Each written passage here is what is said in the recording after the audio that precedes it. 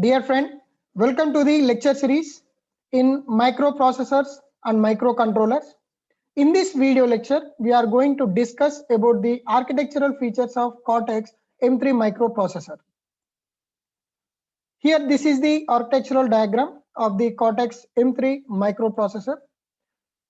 Here we have the processor core system that contains interrupt controller NVIC, instruction fetch unit, decoder, register bank, ALU, trace interface, memory interface, and we will be having the debug system and debug interface. Also, we have memory protection unit, bus interconnect, code memory, memory system and peripherals, private peripherals. All the functional blocks have been connected properly with the buses. Coming to the features of each functional block in the architecture of Cortex M3 microprocessor, let us have a look on the nested vector interrupt controller. In short, is known as NVIC. The highly configurable NVIC is an integral part of the Cortex M3 processor and provides the processor's outstanding interrupt handling abilities. In its standard implementation, it supplies a non-maskable interrupt NMI and 32 general purpose physical interrupts with 8 levels of preemption priority. It can be configured to anywhere between 1 and 240 physical interrupts with up to 256 levels of priority through simple synthesis choices. The Cortex M3 processor uses a relocatable vector table that contains the address of the function to be executed for a particular interrupt handler. The NVIC supports nesting, that is stacking of interrupts, allowing an interrupt to be serviced earlier by exerting higher priority. It also supports dynamic reprioritization of interrupts. Priority levels can be changed by software during the runtime. Interrupts that are being serviced are blocked from further activation until the interrupt service routine is completed. So their priority can be changed without risk of accidental re-entry. Coming to the functional block of the memory protection unit, in short known as MPU. The MPU is an optional component of the Cortex M3 processor that can improve the reliability of an embedded system by protecting critical data used by the operating system from user applications, separating processing tasks by disallowing access to each other's data, disabling access to memory regions, allowing memory regions to be defined as read-only, and detecting unexpected memory accesses that could potentially break the system. The MPU enables the application to be broken down into a set of processes. The MPU also enforces user and privilege access rules. The MPU separates the memory into distinct regions and implements protection by preventing disallowed accesses. The MPU supports up to 8 regions, each of which can be divided into 8 subregions.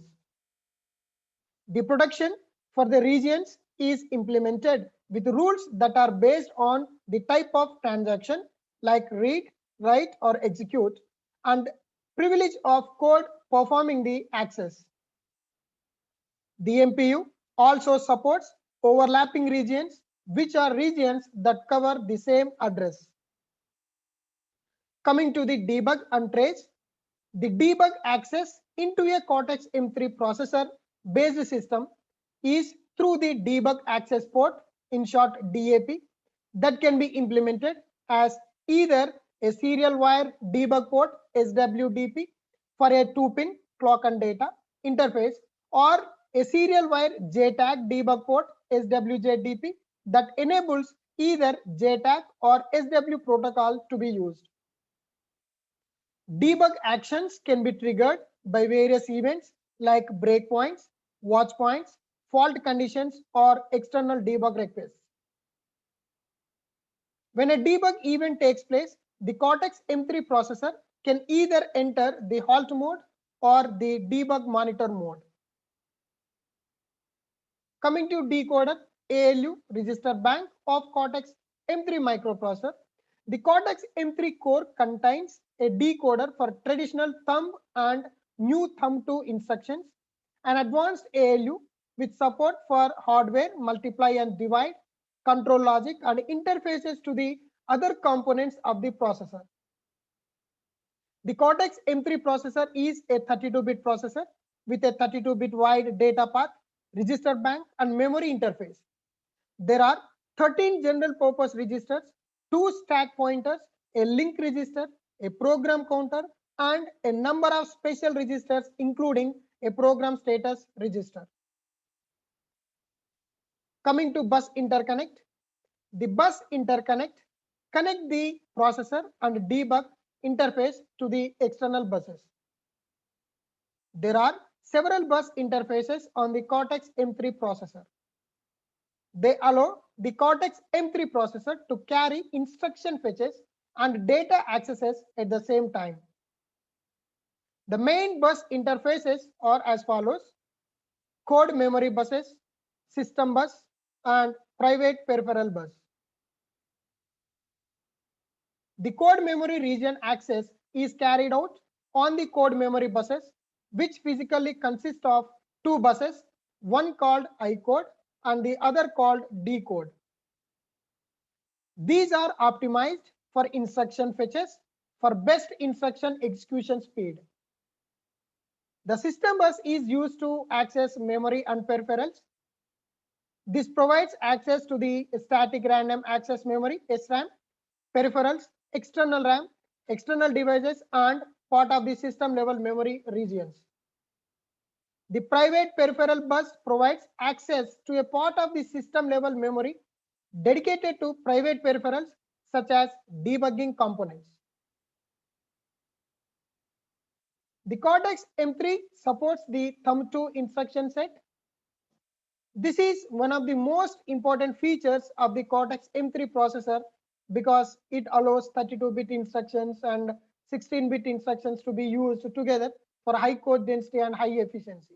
And it is flexible and powerful yet easy to use. Hope you like this video and got the content related to the architecture of Cortex M3 microprocessor. Thanks for watching.